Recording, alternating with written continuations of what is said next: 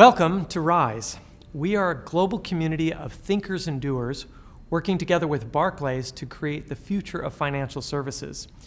We have communities all over the world, including here in New York, as well as in London, Manchester, and Cape Town, and we are excited to soon be launching in Tel Aviv, Vilnius, and Mumbai. In each of these communities, we are working to connect, co-create, and scale with some of the world's most inspiring individuals. Today, we have the opportunity to sit down with Professor Clayton Christensen of the Harvard Business School. Clayton is the New York Times best-selling author of several books, including The Innovator's Dilemma, which first introduced the theory of disruptive innovation more than 20 years ago. Since that time, Clayton's theories and strategies have been utilized by some of the world's most notable companies to build their businesses, including Tata, Procter & Gamble, and Intel. Forbes and The Economist have rated Clayton as one of the world's most influential thinkers of our time. It is our great pleasure to sit down with Clayton today and discuss the future of financial services and the disruption that is coming to our industry.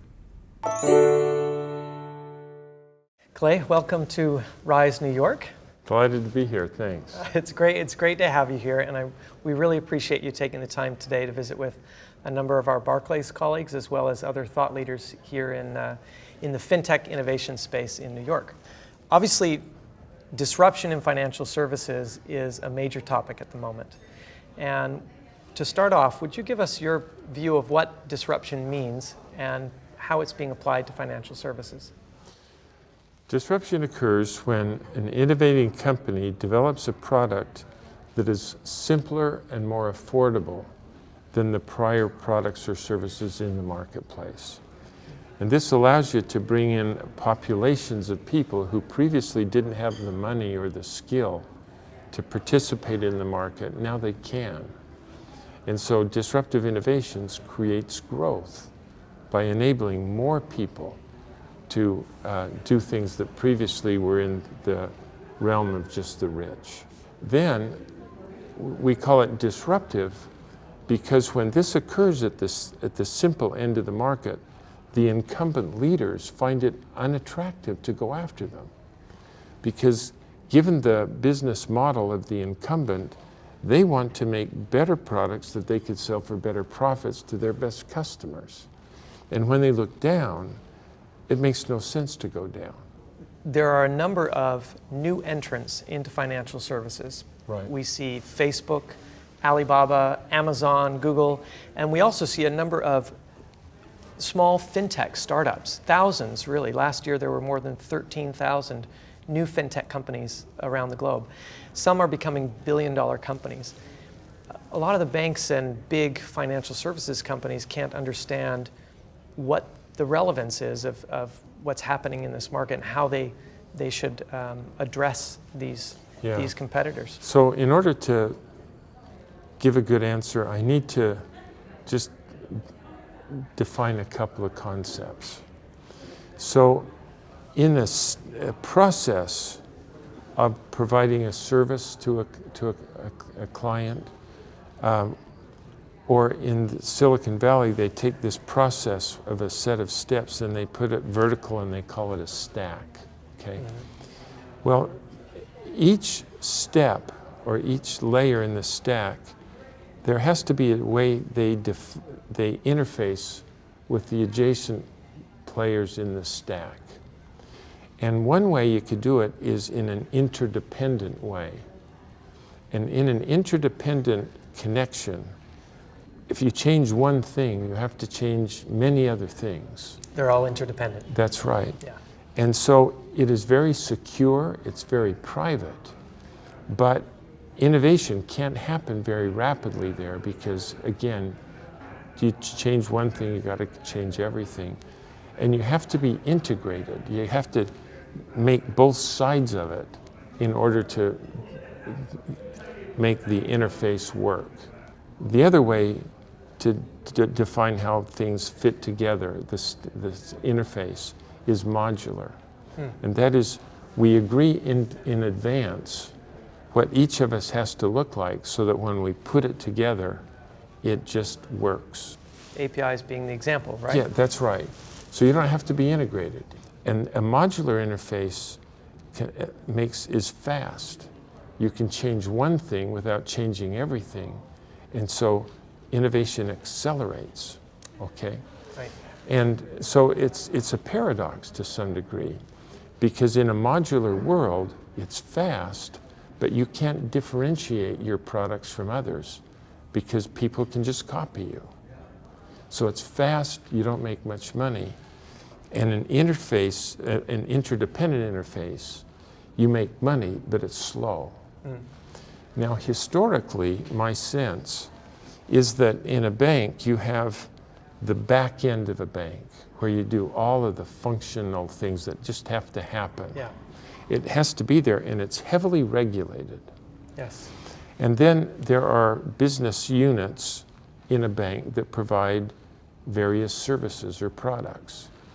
And historically, the connection between the services and the back end is an interdependent connection, meaning it makes things slow, Right. but that's where you make money. And then at the next interface between the people that provide the services and the customers, historically, that has been an open modular interface. So the customers have to conform themselves to standards that the bank sets, right? Right. And there are good things about that. The bad thing is with the standard interface, the clients can leave because they know how to plug themselves into lots of other banks too, you know. Right. And I think what's happening now is that new companies offering services interact with the back end by buying a bank. Yes. And Google has done this. There's one in Salt Lake City called Web Bank. There's another one, it's called the Bank Corporation, you know. All building APIs for banking, basically, right? That's right. Yeah, that modular component. That's right. And it's a modular component, so the service provider can optimize what they're doing, and it plugs into the back end. And then the interface with the customer is interdependent and proprietary. So if I'm the lending club, I loan you some money, and a small amount, but I'm going to watch how do you manage that money, and do you pay it back on time? And just like an Uber, you get 5 stars if they did a good job. They rate each other, the provider Right. and the customer, and how well is he doing?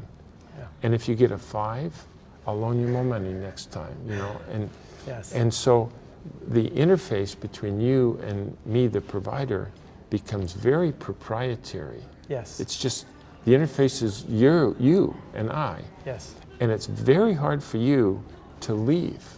Correct, because Right. you've got the relationship with that customer. That's right. That's right. But the back end is somewhat irrelevant to the customer, isn't it? That's right. Yeah. That's right. It just needs to be a module. That's right.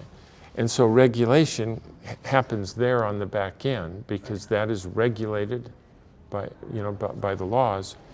Interface there means that the people who are providing the services are able to innovate without regulation.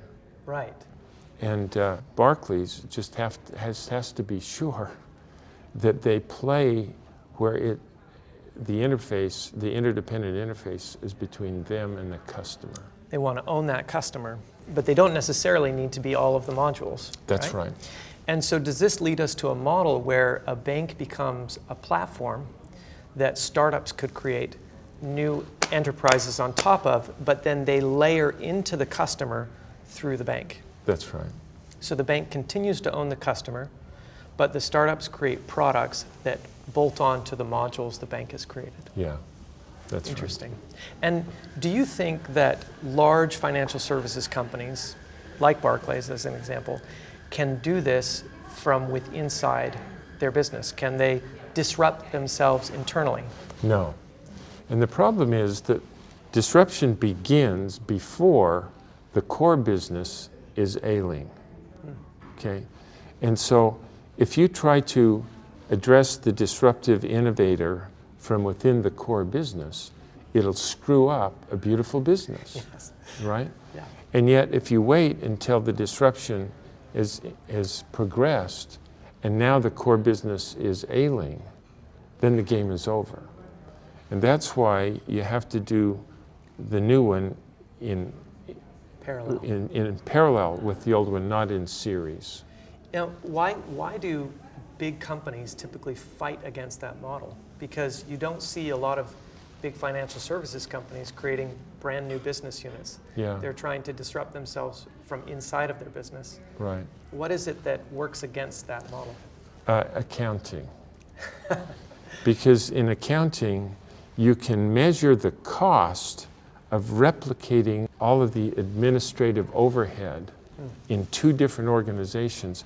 If you put them together, you economize on those overhead administrative costs. Right.